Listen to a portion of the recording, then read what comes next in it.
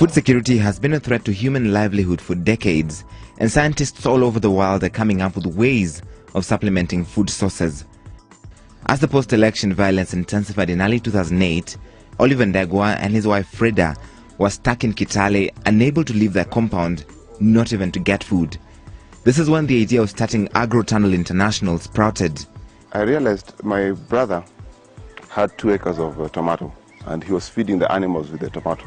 And when I realized that, and the cost of tomatoes is very expensive in Nairobi, I realized there's a potential on these tomatoes being moved to Nairobi. Then we realized after 1 week, we could make 20,000 shillings per day, which we were not making previously. Incidentally, Oliver's father was a scientist in his own right, and this was therefore a natural path for Oliver to follow.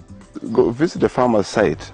First of all, we established one thing: the security of the area, the availability of the market for the produce, and the wind direction, because sometimes the wind is very, very tricky for farmers to invest, because you can put up a greenhouse and it can be blown.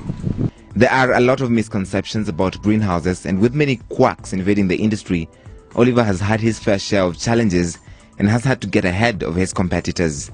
People don't understand greenhouse effect and greenhouse farming. So you find the consumer in the market, when you're going to supply the produce from the greenhouse, they always associate it with a lot of chemicals. While in a greenhouse, you're not using a lot of chemicals because the area is protected, and you're using only foliar fertilizer. You're not using pesticides and these kind of things.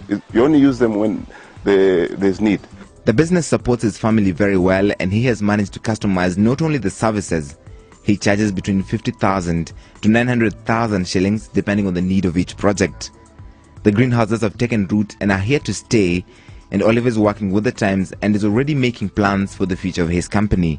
Have greenhouses all over the world, all over Africa, because we have seen there's a problem in Sudan, Somalia, Mozambique, Zambia, Congo. Those countries, they need a lot of food, and the price of a tomato there, it's crazy. With such initiatives, people can be more self-reliant, and starvation and a drought may be a thing of the past, as we may be able to feed ourselves. The age factor from 70 or from 60 to 80, sometimes they get so bored in their farms, in their homes.